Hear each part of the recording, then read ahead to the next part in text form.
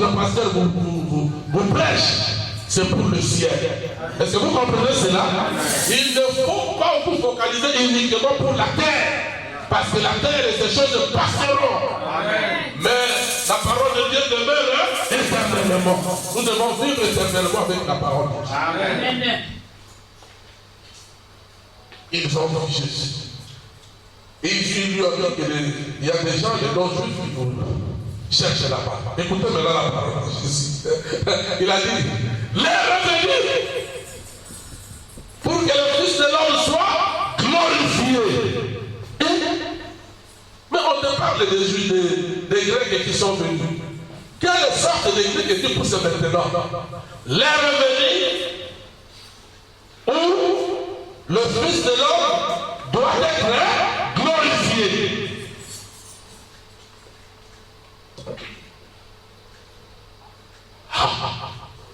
Les Juifs, les Grecs, pardon, voulaient voir Jésus. Pour les Grecs, avant de voir Jésus, ils devaient passer par les serviteurs de Jésus pour qu'ils les amènent vers Jésus. Oh non, moi je vis tout seul. Moi je m'amène vers Jésus tout seul. Ça n'existe pas. Il faut voir le serviteur de Dieu pour vous amener à Jésus. Parce que c'est lui qui a connu pour faire ce travail-là. Parce que ton travail c'est de prendre les enfants de Dieu qui viennent chercher leur père, qui ne l'ont pas encore vu. Ils peuvent te dire, nous voulons voir notre père. Et son travail c'est de les prendre et de les amener vers leur père. Quand ils se rencontrent avec leur père, alors leur père te les remettra entre tes mains pour continuer à les perdre, pour qu'ils grandissent et qu'ils deviennent un jour comme leur père et signés comme leur père. Est-ce que vous comprenez cela? Oui, c'est ça le problème des serviteurs de Dieu. Si ceux-là voulaient voir Jésus, passant par les serviteurs de Dieu, nous tous aujourd'hui, si nous voulons voir Jésus, nous devons passer par les serviteurs de Dieu. Parce que c'est ça son travail. C'est Dieu lui-même qui lui a donné ce travail-là. Alors Jésus a dit, l'heure est venue que le Fils de l'homme soit glorifié. Oh. Mais quelques temps seulement après, le Fils de l'homme est parti sans gloire. Je dis quoi? Parti sans gloire. Il est parti sans être glorifié comme il l'attendait. Oh. Parce que ça n'a pas, ça n'a pas fait vraiment toute l'année, non. D'ailleurs, Jésus dans son ministère n'a fait que 3 ans et demi. Maintenant, il dit que l'heure est venue pour que le Fils de l'homme soit glorifié. Oh. Et après, on l'a arrêté, il est mort. Mais cette gloire, cette parole n'a pas eu son effet. Cette parole n'a pas eu son accomplissement. Cette parole doit avoir son accomplissement. Une parole sortie de la bouche de Dieu doit toujours avoir son accomplissement. Ça ne manquera jamais. Amen.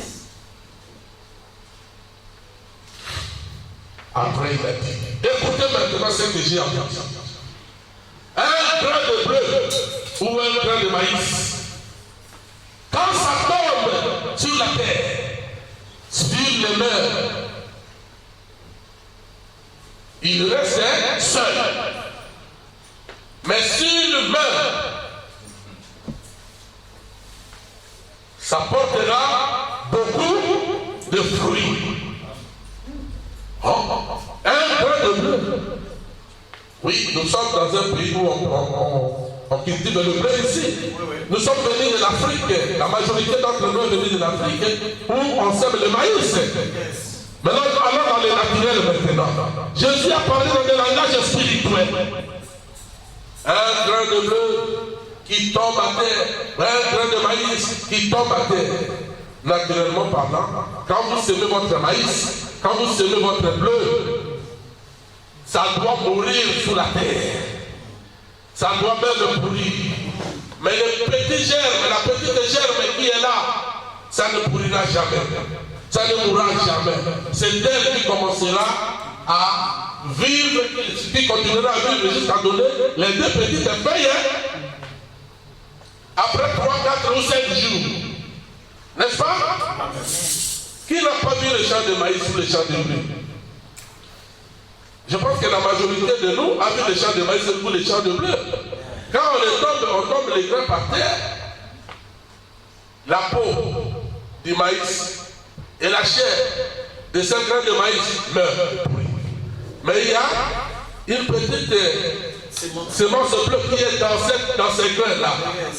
C'est elle qui donne les 2 petites feuilles du commencement. Après 3 ou 4 jours. Est-ce vrai? Et quand vous viendrez dans votre champ, vous direz, oh, mon champ a commencé à pousser, n'est-ce pas? Oui. Et que le soleil frappe ces 2 feuilles. Et que le pluie tombe sur ces 2 feuilles. Est-ce que ça demeurera dans cette même position pour ne pas croître? Non. Ça fera quoi? Ça doit croître. Et ça devient comme un petit arbusto. On appelle ça quoi? Un petit arbre. Et les feuilles commencent à devenir des grandes feuilles. Les 2 feuilles du commencement là commenceront à se flétrir, à devenir pâle. La vie a quitté ces 2 feuilles, la vie doit monter. Et vous verrez que le maïs a fait un tronc. Est-ce clair? Après cela, le maïs portera des balles. Et dans ces balles-là, dans ces balles-là entreront le vrai maïs. Le travail que le semeur a fait, c'est seulement de semer. Mais le pluie qui tombe, ce n'est pas le semeur. Est-ce que c'est le semeur qui envoie le pluie? Non. Et le soleil qui vient, est-ce que c'est le semeur qui envoie le soleil? Non.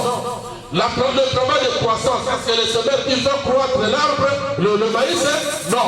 Celui qui fait ce travail, c'est Dieu lui-même. Mais s'il le fait dans la nature, pour les plantes, comment ne peut-il pas faire ça pour les enfants de Dieu? Les gens qu'il a créés à son image. Il doit le faire. Et vous verrez que le maïs qui était semé, un seul grain. Quand vous le récolterez encore un seul grain? Non. Vous ne récolterez pas un seul grain, vous récolterez plusieurs grains. Peut-être des milliers. Est-ce clair? Et le grain que vous avez récolté sera semblable à un avocat? Le grain de maïs qui était semé. Maintenant, ça a poussé, ça a donné le maïs. Les maïs qui sortent là seront des avocats? Non. Seront des mangues? Non. Ça sera quoi? Le maïs. Est-ce que ces maïs qui sont devenus à maturité auront la sorte de vie d'autres que le maïs qui a été semé? Non. Ça sera la même sorte de vie. Est-ce clair? Et la loi de Dieu dit que chaque semence produise selon son espèce. N'est-ce pas la loi de Dieu dans la Genèse? Chaque semence doit porter selon son espèce de fruits.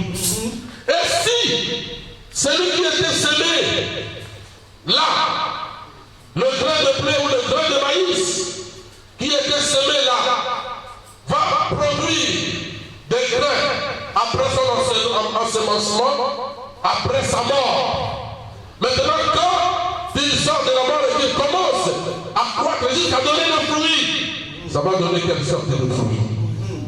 Ça va donner le fruit de maïs semblable au fruit qui a été semé pour la première fois, au commencement. Est-ce la vérité?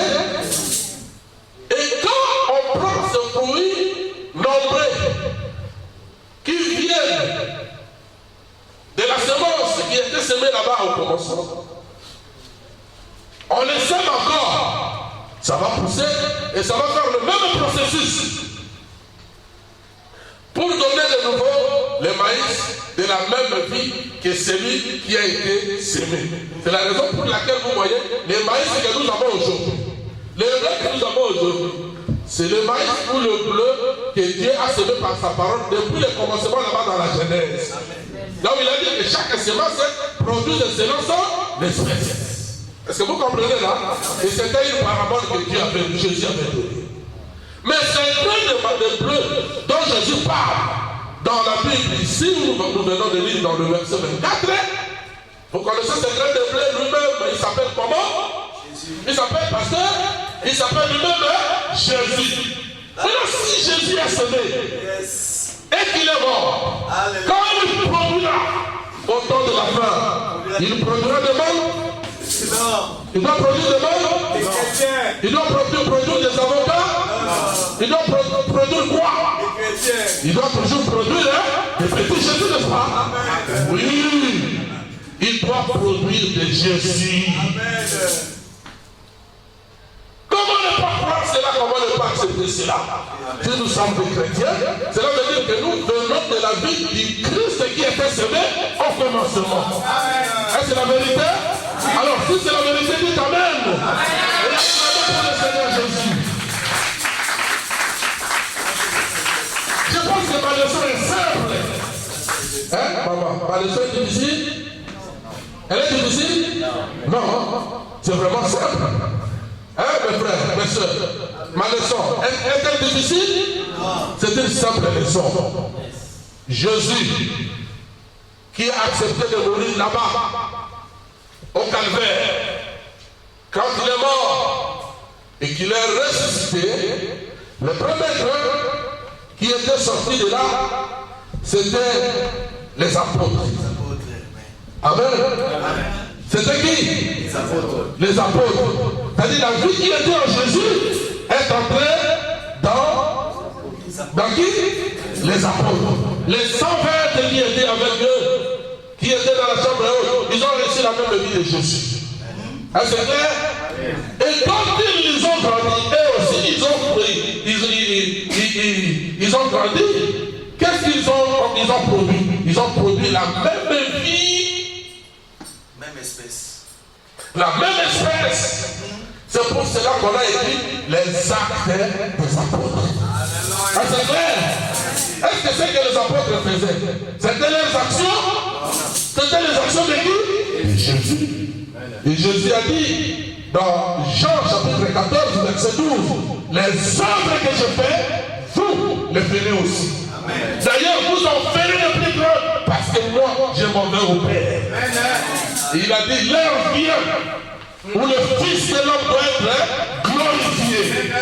Les apôtres, ils ont semé, jusqu'à l'âge de ténèbres.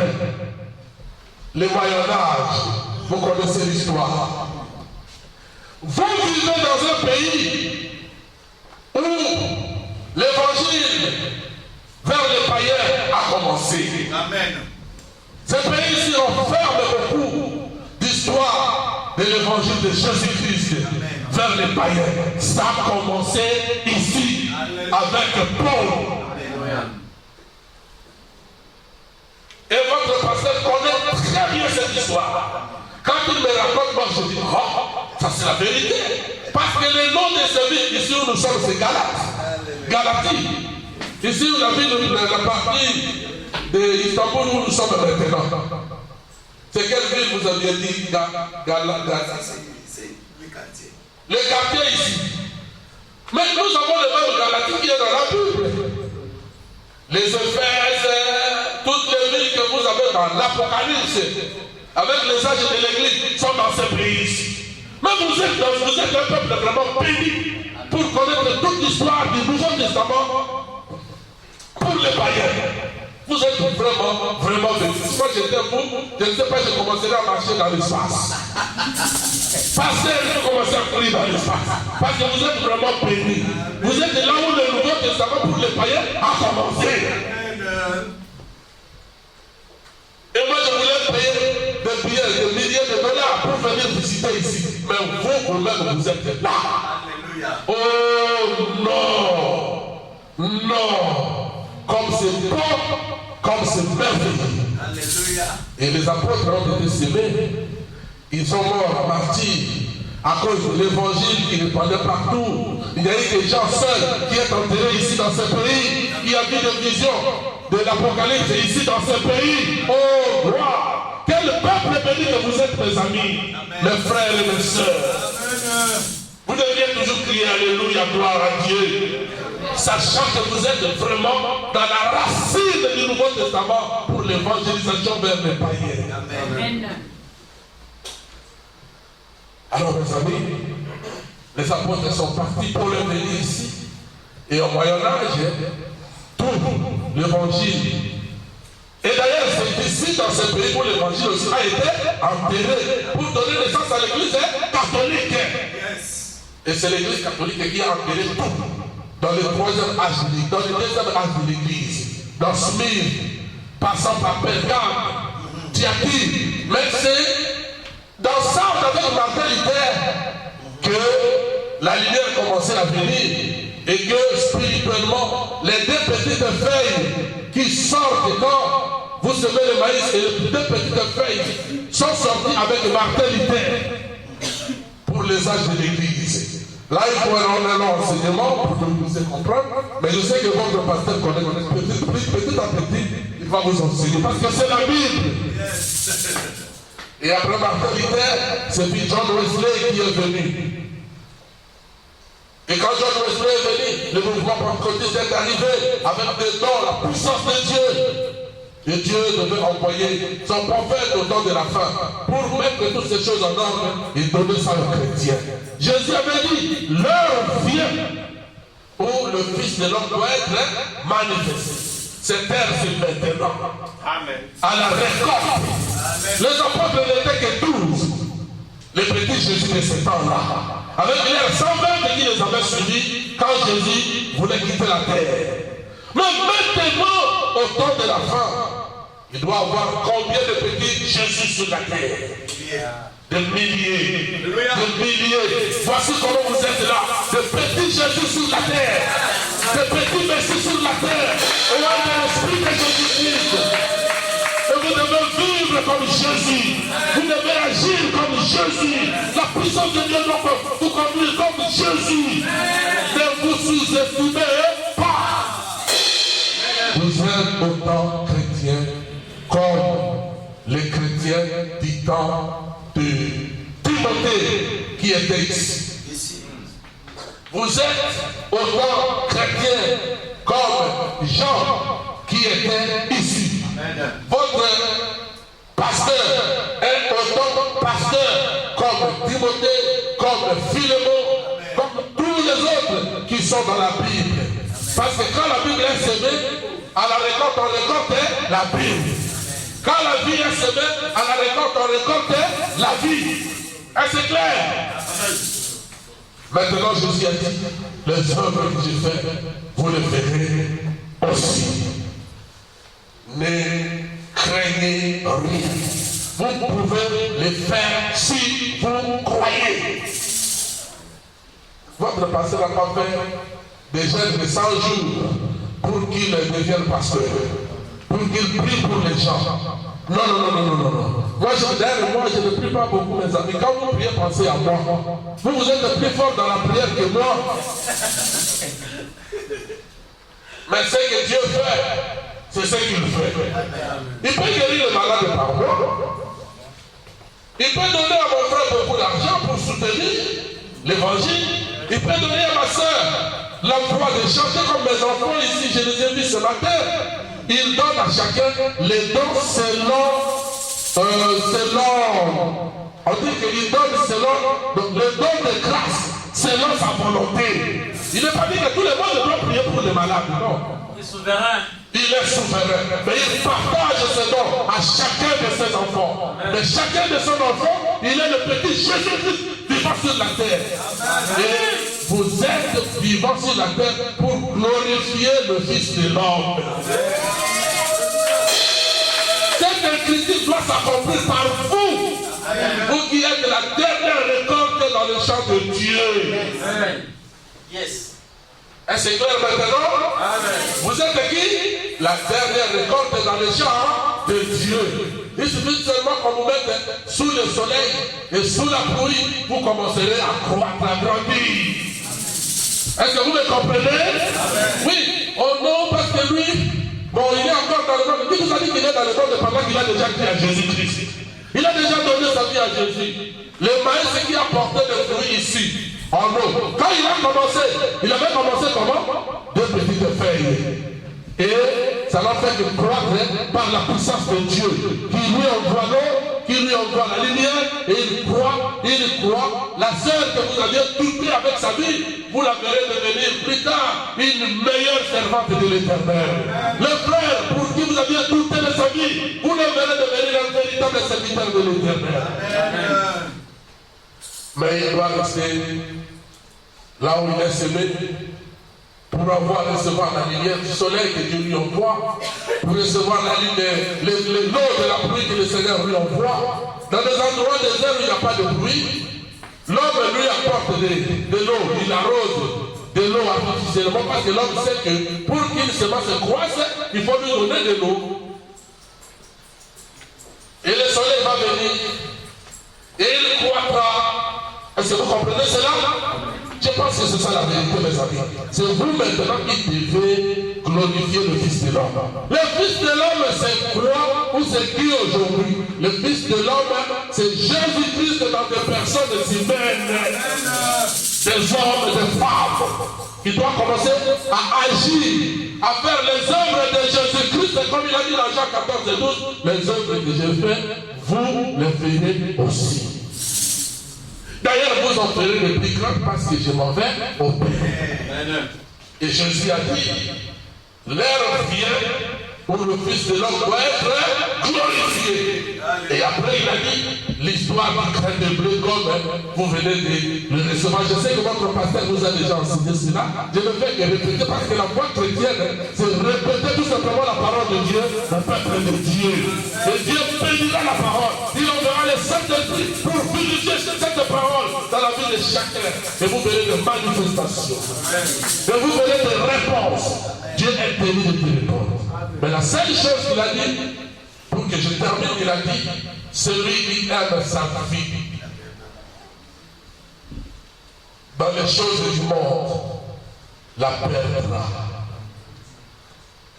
Mais celui qui perd sa vie pour Jésus, il la met en sacrifice pour le Seigneur, recevra la vie éternelle. C'est ce qu'il a dit au verset 25 du chapitre que nous venons de lire. Et c'est vous qui devez manifester le Fils de l'homme. C'est vous qui devez montrer Jésus dans ce pays. Et c'est vous qui devez aider beaucoup de gens. Démontrer qu'il y a un Dieu qui vit. Mes amis, pour terminer, je vais vous donner un témoignage. Dans la même cité qu'on m'avait reçu, dont j'ai parlé là dans le témoignage, je leur avais dit que la fête d'une journée seulement ne suffit pas, mais je reviendrai ici. Et nous ferons vraiment une campagne d'évangélisation. Amen. Alors Dieu a fait grâce. 2 ans plus tard, c'était l'année passée. Nous sommes allés là-bas. Et nous avons tenu une campagne d'évangélisation. Le premier jour, j'ai prêché sur cette prédication ici. Monsieur, nous voudrions voir Jésus. J'ai prêché, j'ai prié pour les malades. Beaucoup de personnes ont donné leur vie, plus de centaines de personnes, les hommes, les femmes, même les enfants. Et les gens voulaient empêcher les enfants de venir. Les enfants de 5 ans, 6 ans, j'ai dit, vous le diacre de cet endroit-là, vous ne savez pas que Jésus a dit, laissez venir à moi les petits enfants, car le royaume de Dieu est à eux. Laissez les enfants venir. Comme mon frère ici, il a déjà la vie de Dieu. Amen. Cette vie de